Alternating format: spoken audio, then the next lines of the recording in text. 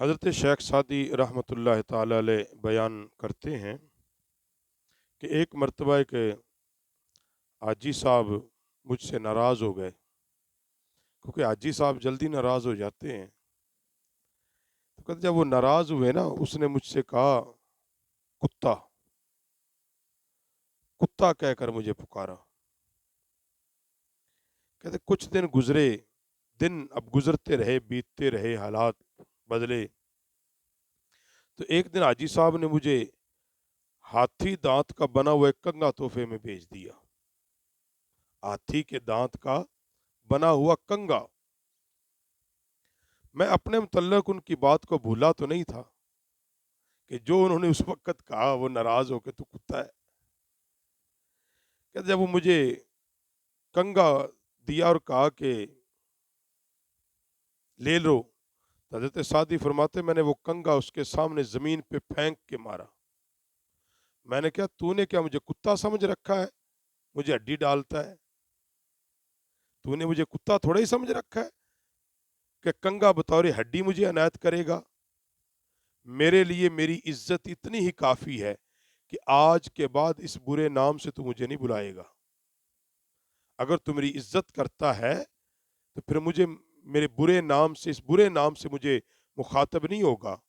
اگر میں اپنی محنت سے حاصل کیا گیا ایک عام کنگا استعمال کروں گا تو وہ بہتر ہے، اور اپنی محنت سے حاصل کیا ہوا سرکہ کھا رہا ہوں تو یہ اس حلوے سے بہتر ہے جو کسی کا ظلم برداشت کر کے حاصل کیا جائے۔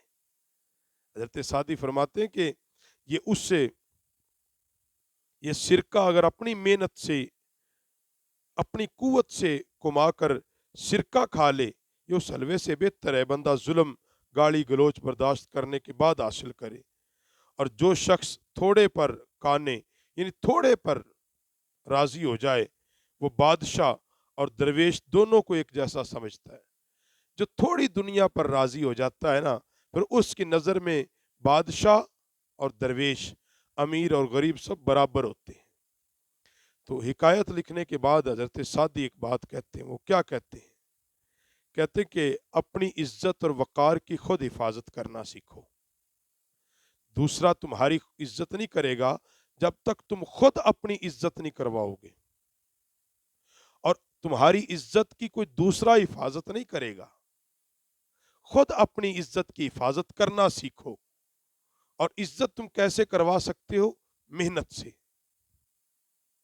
لالچی بندے کی کوئی عزت کوئی نہیں ہوتی۔ عزت اس کی ہوتی ہے جو اپنی محنت کی کمائی سے تھوڑی کھاتا ہے، سوکھی کھا لیتا ہے، مگر اس پہ بسر اوقات کرتا ہے۔ اس لیے اس حکایت کو سامنے رکھ کے ایک بات نظر آتی ہے کہ اگر تمہیں کچھ سونے کی بھی چیز دے مت لو، مٹی کی بنی ہوئی چیز سے گزارا کرو، مگر ہو وہ تمہاری محنت کی۔